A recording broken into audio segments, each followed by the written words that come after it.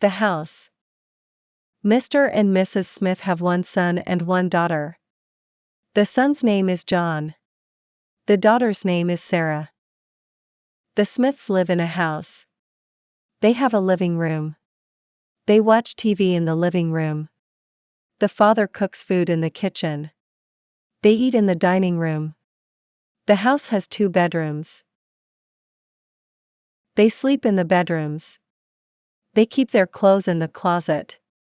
There is 1 bathroom. They brush their teeth in the bathroom. The house has a garden. John and Sarah play in the garden. They have a dog. John and Sarah like to play with the dog. Did you understand the text? It's time to answer the questions.